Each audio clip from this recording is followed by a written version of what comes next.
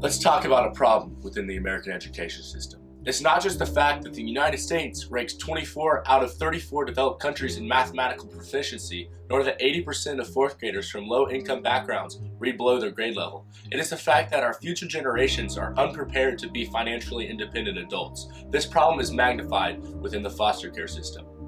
Today, approximately 415,000 children in the United States are in foster care. This translates to approximately 1 out of every 200 children in the nation. Of those in foster care, only 25% have any hope of future adoption, while in 2014, 22,000 youth aged out of the system without a permanent family. Foster children are more likely than any other demographic to become homeless, incarcerated, or dependent on state services. Statistics from 2014 indicate that of former foster children, men are 4 times as likely to commit a crime and women are 10 times as likely.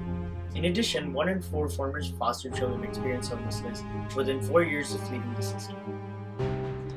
Therefore, it is evident how those who were raised in the foster care system are adversely affected. In order to fully comprehend the educational situation of foster children, we must first understand the basic foundation of the education system. Why is our system failing our children?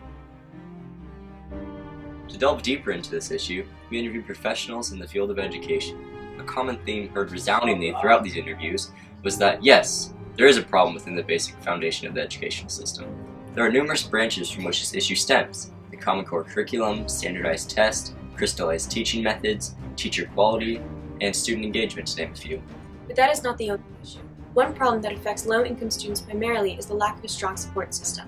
According to Scott Chafin, a program manager in the Georgia Department of Education, all students will find a support structure, whether within their family, athletics, or unfortunately even gangs. The type of support they will find ultimately will determine the success of their education.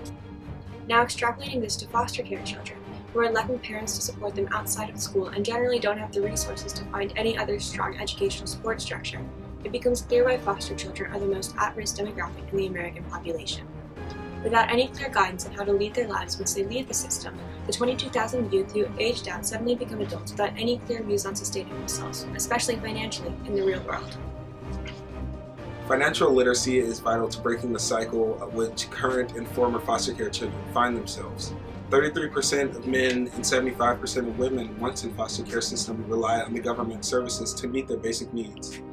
In order to help former foster children, it becomes clear why a strong basis of financial literacy becomes a necessity.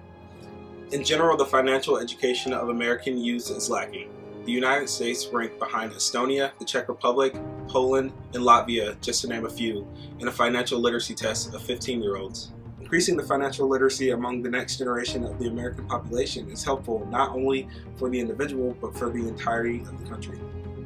Those who are financially literate are more likely to have a retirement fund, to invest in the stock market, to have lower mortgage, decrease debt, and to generally help the American economic system.